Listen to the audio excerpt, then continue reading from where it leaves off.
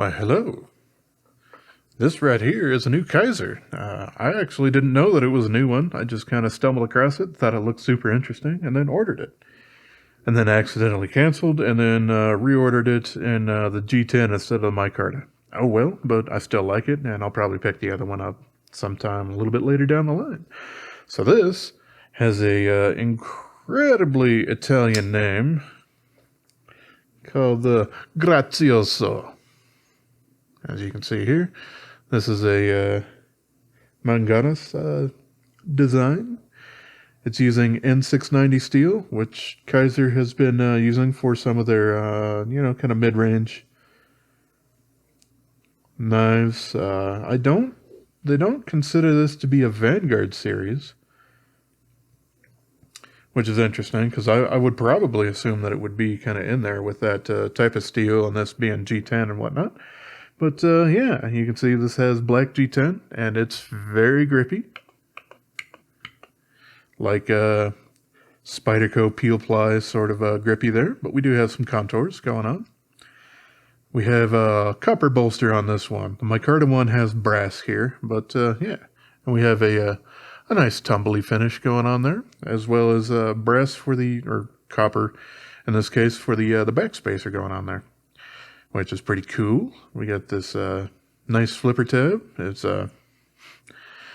like a gigantic nose kind of sticking out of the back of that guy. But yeah, we got some, it's not super aggressive jumping, but it does a very, very good job. And yeah, I mean, the detent on this works super, super great. It is really well tuned. So I really got to give it to him on that. Now, we do have a deep carry clip here. This isn't super exclusive to this model. But yeah. I do have to say that this does feel nice and structurally strong. So it's I think probably for me, it's a little step up over the Civivi deep carry clips. And it does work pretty darn well going in and out of the pocket there with this kind of slanted area there. It would be nice if there was a little bit of an area that was flattened off there, especially for this G10 version, so that it wouldn't chew your pockets up, but that will break in eventually, as I've experienced on some other peel ply G10 handles and everything like that. Now, the way that they've done these bolsters, they seem to be quite nicely machined. I can't, if I'm actually dragging my fingernail across it, I can maybe kind of tell where they split. And I can certainly do that at the very, very bottom there. But very, very nicely matched up. So that's fantastic. It's looking like T6 for the most part. Definitely for that. And that. And that. So yeah, T6 for the body and T8 for the pivot.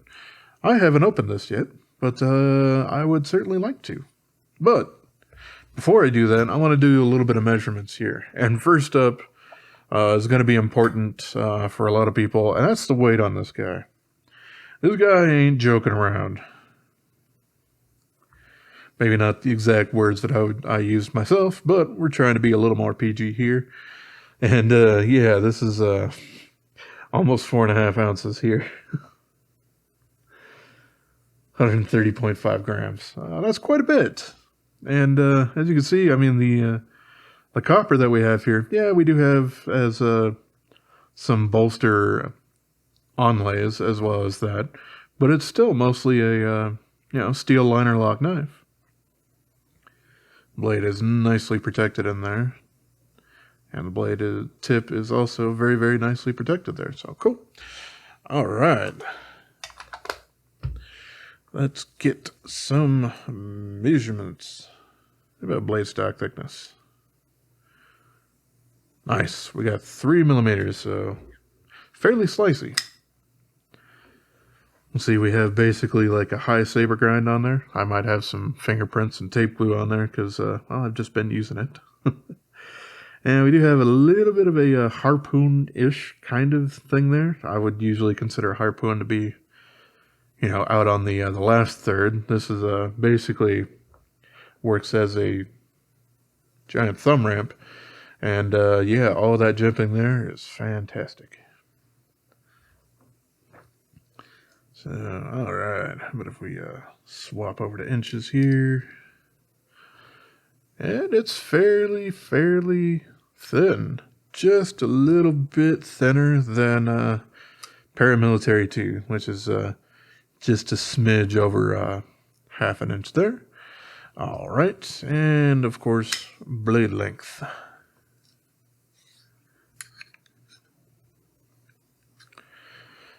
Yeah, just a little over 3.3 inches. But it does feel a little bit longer, which is kind of interesting. But yeah, that's also because I'm measuring from that point of the handle instead of, kind of back here. But it does have a decently generous finger choil. If I were to try to use that, I would probably bring that up just a little bit, but that's perfectly fine. This guy came fairly sharp out of the box. But it was a little weird. Like, I did the best test on there, and I got 175, which is it's a pretty darn good edge. But trying to cut through boxes and everything like that I had lined up, that, this came in as well as some other stuff, I was having a lot of problems of the blade skidding out from the cut that I was in, so it wasn't biting super great. And so I'm assuming that has to do with just the kind of polish that they probably put on the blade edge from doing sharpening on belts, because I have experienced that if I do a crazy high polished edge from my Ken Onion blade grinding attachment or whatever, it gets super nice and sharp and shiny, but it actually gets a little difficult to cut into cardboard because it just doesn't really have much bite. Something easily fixed, especially with this N690 steel there. If you're not familiar, it's another bowler steel. They do, obviously M390 is kind of their most famous, but yeah, they do a whole bunch of others. This is kind of their mid-range. It's right around that 14C 28N sort of stuff. Maybe just a little bit lower than that, or VG10 or something like that, but right in that same kind of ballpark. They do have a little bit better version of it called N690CO that some companies end up using. I think it has a little touch of cobalt thrown in there that helps with something. I don't remember. I remember that Spyderco used it on some of their Italian-made knives many moons ago. And that's kind of where I learned from it. But yeah, that was a good 10 to 15 years ago. So yeah. All right. Yep. So we got pretty much black hardware all the way around. We got countersunk screws into the clip. It does stick out a little bit out of the G10, but the clips are countersunk, so yeah, it works out all right. Looks like we do have some medium thread locker going on in there, so that's good.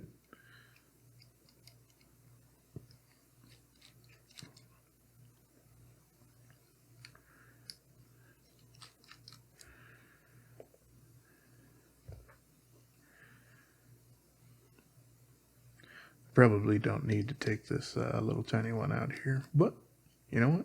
I'm gonna.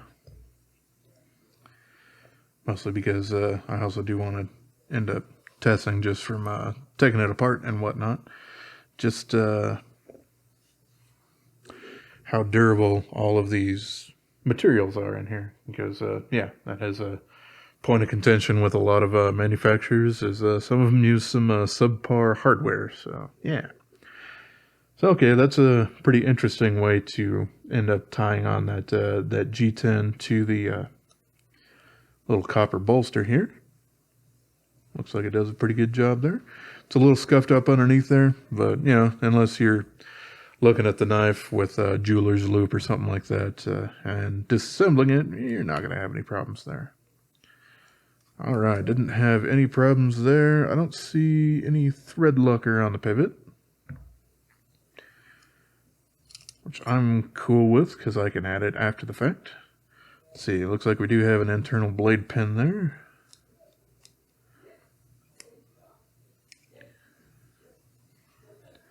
And just a little bit of it is carved into, yeah, the little copper bolster there. Interesting.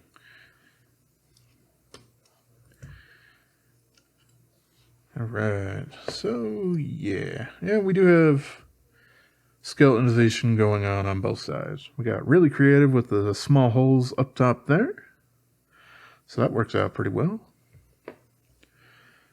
As well as some larger holes on the backside here of these steel liners. These are ceramic bearings. I could not actually tell you exactly what material this is. It's some sort of plastic, but I don't know if it's specifically some type, like nylon or Delrin or something like that, but fairly darn rigid. So yeah, no problems there. So yeah, cool. We do have a D-shaped pivot going on there. I like that.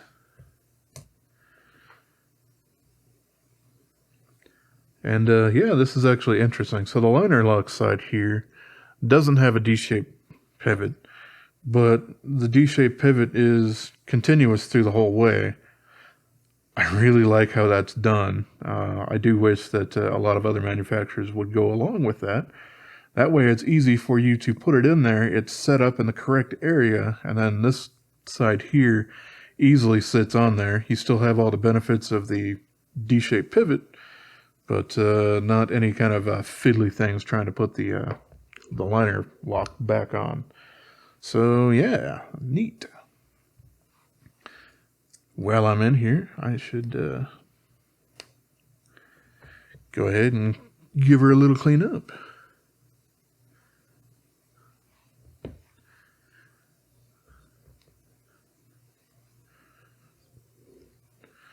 Good old microfiber cloths. This one I pretty much exclusively use at this point for cleaning off new knives, so it is quite impregnated with all manner of knife lubrication and what's the word I'm looking for? Desiccant or anti-corrosion sort of stuff. Yeah, that's what I'm looking for.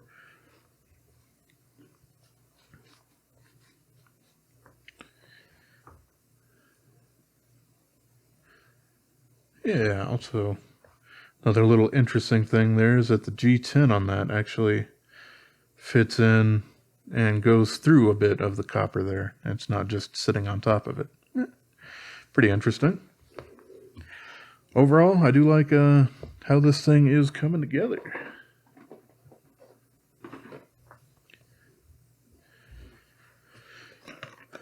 All right, gonna go ahead and use my acetone here. As I've said in other videos, if you have rubbing alcohol, that's probably going to be a little bit better for you. The acetone does a pretty darn good job as well, but it can do some ugly stuff to those ball bearings. So you really want to make sure that whatever you clean with it evaporates pretty darn well before you actually go to put the knife back together. I mean, obviously, just like rubbing alcohol, this stuff really does evaporate very, very quickly, so that's nice. And hey, kind of looking at this, we do have a reverse detent ramp kind of going on there. It's interesting. It's kind of one of the more production-oriented sort of things going on that actually has that. Outside of Tucson, that's been doing it for quite a while, and I'm glad to see it kind of spreading to some other companies here. All right, grab my now labelless bottle of KPL.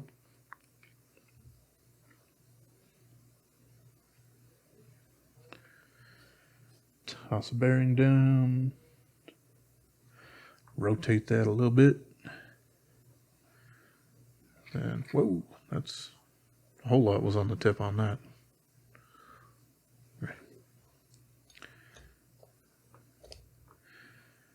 Alright, slap that guy back there.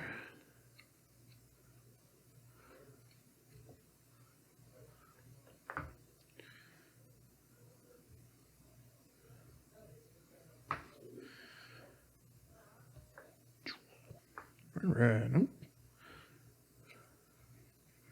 Add a little touch on the other side of the liner there.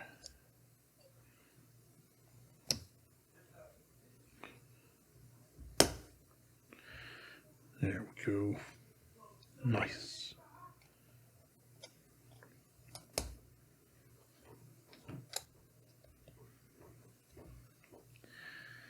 Okay, so yeah, I will definitely want to add just a little touch of thread locker to the pivot once I kind of got everything back together and whatnot.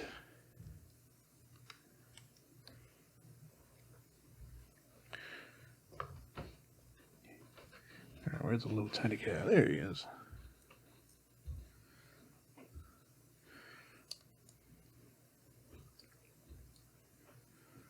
I do like that the screw actually goes through the G10 and the copper and then attaches to steel on the back, because copper is a pretty soft metal, so you can you can easily strip out some threads on that if you're not super careful. So glad to see that I don't have to worry about that.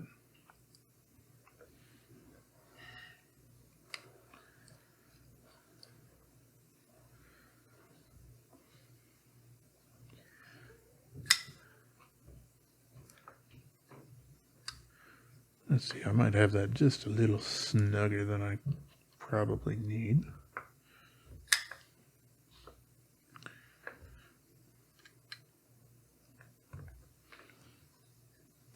Nope. We got some nice action kind of going on there, but it's not super drop shotty. It's a wiggle shot. It's perfectly fine. It will break in a little bit over time as the liners kind of go there, but yeah.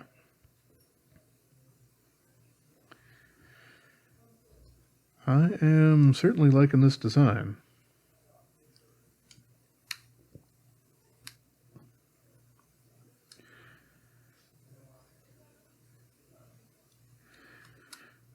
I actually wouldn't mind them doing something kind of crazy with this one, like kind of making a little bit different version of it using CPM 4V like they've done on their sheepdog, or at least one of their variants of it.